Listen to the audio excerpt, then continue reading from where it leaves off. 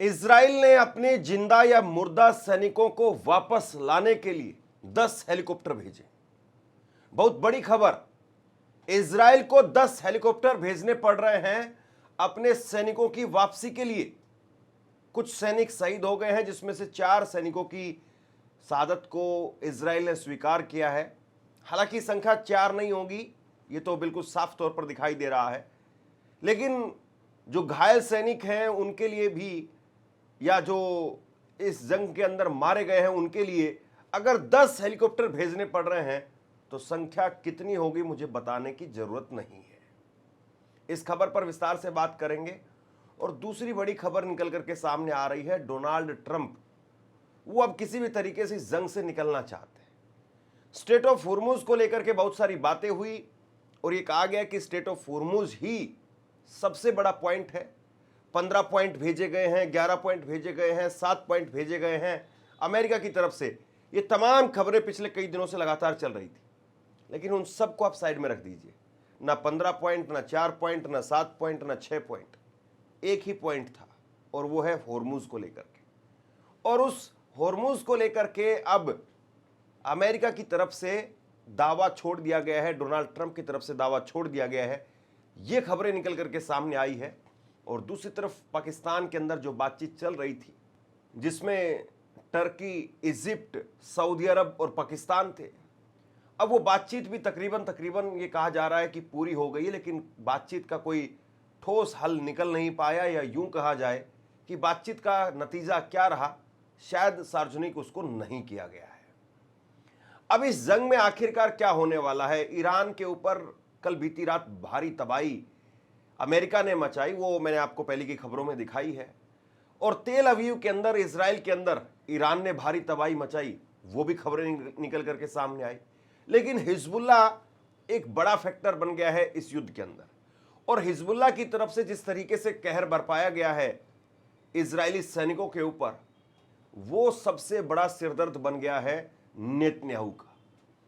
और नेतन्याहू की सरकार को आखिरकार अपने 10 हेलीकॉप्टर भेजने पड़े हैं। यहीं से शुरुआत करेंगे। उससे पहले मेरी आपसे गुजारिश है कि अगर अभी तक इस वीडियो को आपने लाइक नहीं किया है तो लाइक कीजिए, और अगर चैनल को सब्सक्राइब नहीं किया है तो चैनल को सब्सक्राइब करके हमारी ताकत, हमारा हौसला वो जरूर बढ़ाइए। आप ये रिपोर्ट देखिए, करंट रिपोर्ट, और ये रिपोर्ट अपने आप में मुझे लगता है कि इस युद्ध की सबसे बड़ी खबर हिजबुल्ला के लिहाज से आप कह सकते हैं। इजरायली मीडिया के मुताबिक दक्षिणी लेबनान में कम से कम 10 हेलीकॉप्टर्स के जरिए मारे गए और घायल सैनिकों को निकाला गया है।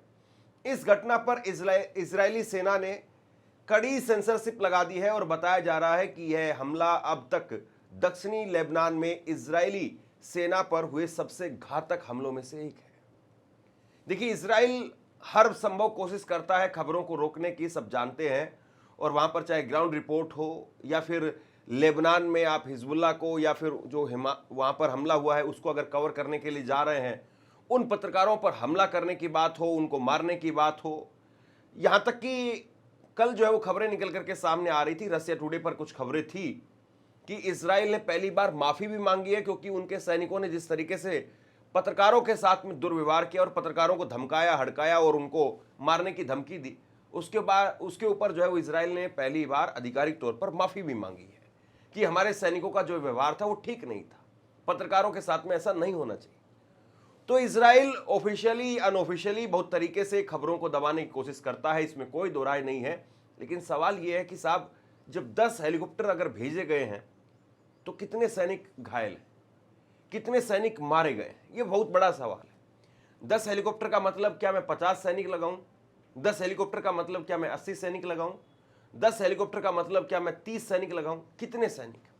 लेकिन कम से कम 10 हेलीकॉप्टर का मतलब यह है कि संख्या शायद 40, 50, 60, 70, 80 न जाने कहां तक गई है। और यही जो है वो अपने आप में एक बहुत बड़ा सवाल है कि इजराइल का इतना नुकसान अगर अकेले हिजबुल्ला कर रहा है, तो ईरान के साथ में, या फिर कल को जो बातें कही जा रही थी कि भैया जमीनी जंग की शुरुआत होगी, तो फिर उसमें कितने हेलीकॉप्टर्स लगेंगे? वहां पर तो सीधे तौर पर फिर बड़े विमान भेजने पड़ेंगे और बड़े विमानों के जरिए ताबूत में ही फिर सैनिकों के पार्थिव शरीर जो वापस आएंगे। ईरान के खातम अल अनबिया के प्रवक्ता इब्राहिम जुल्फगारी, उनकी तरफ से कहा गया है कि जो भी यहां आएगा, हमारी जमीन पर पांव रखेगा, उनके पांव काट करके हम उनको वापस भेज देंगे। यानी मारेंगे नहीं और ना ही उनको बंधक बनाएंगे, और उनके पांव काट करके वापस भेज देंगे। अब मुझे लगता है कि एक तरीके से ये अपने सैनिकों को, अपने देश को उत्साहित करने की बात भी हो सकती है, लेकिन अगर ईरान को मौका मिलेगा तो ईरान, मुझे लगता नहीं है कि पांव काट करके उनको वापस जाने दे। ईरान उनको बंधक बना लेगा। जहां तक मैं लगातार इन खबरों को देख रहा हूं, जहां तक जो एक्सपर्ट्स की ओपिनियंस निकल करके सामने आ रही है, वो यही कह रही है कि ईरान उन सैनिकों को बंधक बना लेगा। लेकिन भैया, बड़ी खबर यह है कि स्ट्रेट ऑफ हुर्मुज को लेकर के जो अभी तक इतनी सारी बातें कही जा रही थी, वहां पर डोनाल्ड ट्रंप के हवाले से खबर सामने आई है। और डोनाल्ड ट्रंप के हवाले से जो खबर निकल करके सामने आई है, उसके हिसाब से डोनाल्ड ट्रंप ने मन बना लिया है कि स्ट्रेट ऑफ हुर्मुज को लेकर के अब वो दावा छोड़ रहे हैं। देखिए, स्ट्रेट ऑफ हुर्मुज को लेकर के कई सारी बातें मैं आपको बता दूं। स्ट्रेट ऑफ हुर्मुज के बारे में बहुत कम लोग जानते थे, और जब इस युद्ध की शुरुआत हुई तो शुरुआती हफ्ता 10 दिनों तक उसका कोई जिक्र नहीं था, हल्का फुल्का जो उसका जिक्र हो रहा था, और फिर धीरे धीरे धीरे धीरे धीरे धीरे पूरी दुनिया अब स्ट्रेट ऑफ हुर्मुज के बारे में जान गई है। जो आदमी स्ट्रेट ऑफ हुर्मुज है क्या भला, ये तक नहीं जानते थे, अब वो इसके एक्सपर्ट हो गए। अब वॉल स्ट्रीट जर्नल की एक खबर आपको दिखाने जा रहा हूं। वॉल स्ट्रीट जर्नल की एक खबर आप देखिए। ट्रंप का इसमें रुख बताया गया है कि अगर होर्मुज बंद भी रहे तो भी ऑपरेशन खत्म करने को तैयार है। WSJ की रिपोर्ट के मुताबिक अमेरिकी राष्ट्रपति डोनाल्ड ट्रंप ईरान के खिलाफ सैन्य ऑपरेशन समाप्त करने के लिए तैयार हैं, भले ही स्ट्रेट ऑफ हुर्मुज में गतिरोध बना रहे। रिपोर्ट के अनुसार होर्मुज को जबरन खोलने की कार्रवाई युद्ध को तय 4-5 हफ्ते आगे और बढ़ा सकती है। इसीलिए फोकस ईरान की पारंपरिक सैन्य क्षमताओं को कमजोर करना है।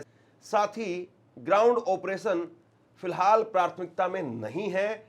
अमेरिका सीमित लेकिन प्रभावी सैन्य रणनीति पर काम कर रहा है। अब इस बात को जरा गहराई से समझिए कि ये WSJ की जो रिपोर्ट निकल करके सामने आई है, ये क्या कहती है। वैसे तो जो वॉल स्ट्रीट जर्नल की जो खबर है, वो एक तरीके से आप यूं मान करके चलिए कि अमेरिका सरकार का ही फरमान है। वॉल स्ट्रीट जर्नल की जो खबर है, उसको बहुत हद तक ये माना जाता है कि अमेरिका का ही मुखपत्र है। अब यहां पर वॉल स्ट्रीट जर्नल की खबर में 2-3 बातें कही गई हैं। एक तो ये कहा गया है कि डोनाल्ड ट्रंप वो अब प्राथमिकता में नहीं ले रहे हैं स्ट्रेट ऑफ हुर्मुज को लेकर के। अब उनकी जो प्राथमिकता है वो ये है कि कैसे इनके बैलिस्टिक मिसाइल्स और बाकी जो जखीरा है उसको खत्म कर दिया जाए। स्ट्रेट ऑफ हुर्मुज को बाद में देखेंगे। पहले बातें ये थी कि मिसाइल्स और बाकी जो चीजें हैं वो बाद में देखेंगे, पहले स्ट्रेट ऑफ हुर्मुज पर कब्जा किया जाए। अब ये डोनाल्ड ट्रंप की नीति है, रणनीति है, क्या है क्या नहीं है पता नहीं, लेकिन ये बिल्कुल साफ हो गया है कि स्ट्रेट ऑफ हुर्मुज को लेकर के पांव पीटने के बाद में भी उनके हासिल कुछ नहीं हो रहा है। और ऐसे में वो लोमड़ी वाली कहावत याद आ जाती है कि अंगूर खट्टे हैं, लिहाजा अंगूरों को मैंने छोड़ दिया है। यानी स्ट्रेट ऑफ हुर्मुज आप किसी कीमत पर वहां पर पहुंच नहीं पा रहे थे, उसको कब्जा नहीं कर पा रहे थे, और इसीलिए आपने कह दिया कि साहब अंगूर खट्टे हैं, हमें अंगूर नहीं चाहिए, हमें स्ट्रेट ऑफ हुर्मुज नहीं चाहिए। इसी स्ट्रेट ऑफ हुर्मुज के चलते ही तो ये कहा जाता है कि ट्रंप ने इस युद्ध की शुरुआत की। और ये ट्रंप का जो है मेन मकसद था कि खामेनेई को मार करके वहाँ की जो लीडरशिप है उसको कंट्रोल में ले करके, और स्ट्रेट ऑफ हुर्मुज, उसके जो ऑयल रिसोर्सेज हैं वो, और उसके साथ साथ जो बाकी के रिसोर्सेज हैं ईरान के, वहाँ पर अमेरिका का कब्जा हो जाए। और उसके बाद में आपको शासन करना है, आपको देश चलाना है, आप देश चलाइए, हमें देश से कोई मतलब नहीं है, हमें केवल वहाँ के रिसोर्सेज चाहिए। हम वहाँ पर रिसोर्सेज अपने कब्जे में ले लेंगे, और उसके बाद में जो भी लीडरशिप अगर हमारे हिसाब से वहाँ पर चलेगी उसको रखेंगे, वरना रजा पहलवी जैसे लोगों को बैठा देंगे। स्ट्रेट ऑफ हुर्मुज को लेकर के यहाँ तक भी बातें हुई कि ट्रंप ने यह भी कह दिया कि एक तरफ हम रहेंगे और दूसरी तरफ तुम रहोगे। यानी एक तरफ ईरान वो टोल वसूलेगा और दूसरी तरफ अमेरिका वो टोल वसूलेगा, यानी 50-50% की भागीदारी होगी। लेकिन ईरान ने कह दिया कि साहब हम 1% की भागीदारी के लिए तैयार नहीं है, हम यहाँ पर आपको पाँव रखने के लिए जगह तक देने के लिए तैयार नहीं। ये फिर परसेंटेज की बातें तो आप छोड़ दीजिए। और अब जो खबर निकल करके सामने आ रही है उसके हिसाब से ईरान ने 4 सूत्रीय फॉर्मूला वो तैयार कर लिया है। 4 सूत्रीय फॉर्मूला वो तैयार कर लिया है और इसमें सबसे पहला यही है कि आपको टोल देना पड़ेगा और ये टोल देना पड़ेगा रियाल के अंदर। रियाल यानी जो ईरान की करेंसी है उसमें आपको टोल देना पड़ेगा। ना तो युआन में ईरान टोल लेगा ना डॉलर में लेगा, यानी अपनी जो करेंसी उसको मजबूत करने का एक उसको जरिया मिल गया है। दूसरा जो फॉर्मूला है इसके लेकर के वो कहा गया कि अमेरिका और इजराइल के जहाज उस स्ट्रेट ऑफ हॉर्मुज से नहीं गुजरेंगे।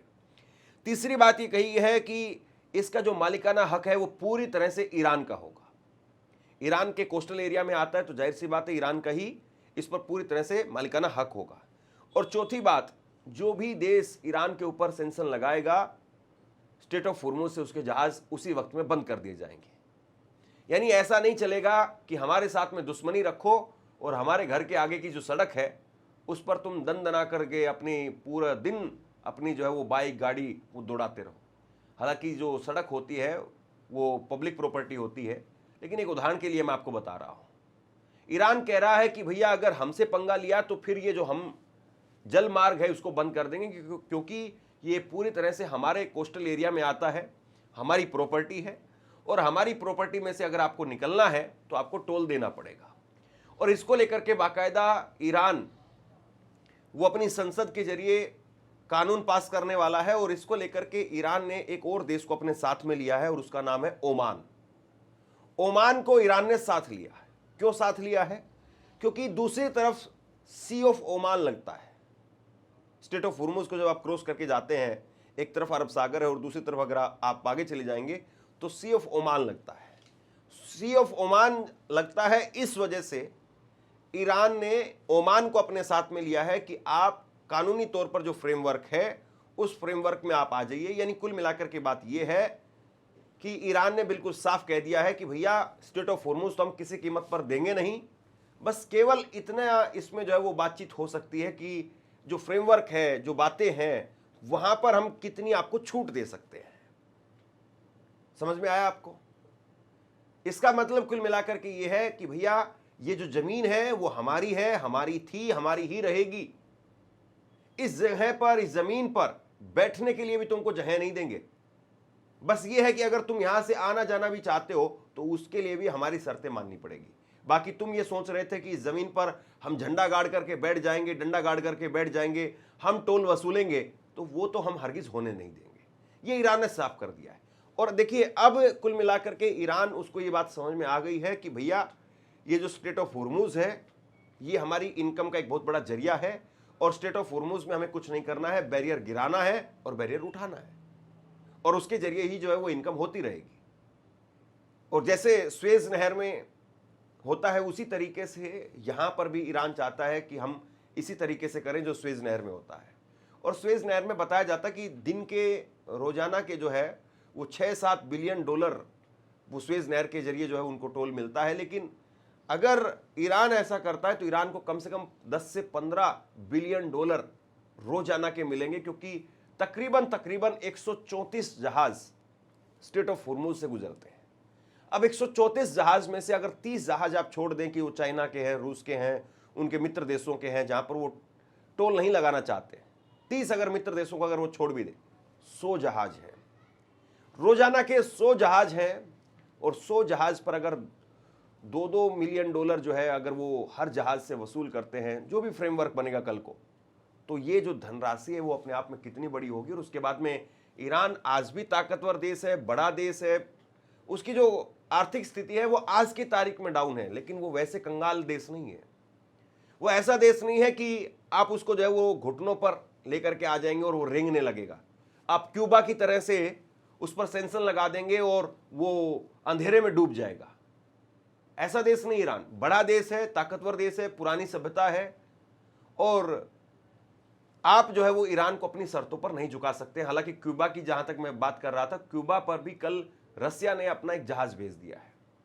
रसिया ने कहा कि भैया हम क्यूबा को अंधेरे में मरने नहीं देंगे। उसकी केवल अंधेरा ही नहीं है, अंधेरे की जो रात है वो तो मान लीजिए कि आदमी 12 घंटे की रात काट लेगा, लेकिन 12 घंटे का जो दिन है उसमें भी तो काम नहीं करने दे रहे हैं, उसमें भी बिजली नहीं है, पानी नहीं है, तो बड़ी दिक्कत एक तरीके से हो जाती है। और बिजली और पानी के बिना तो कुछ हो ही नहीं सकता।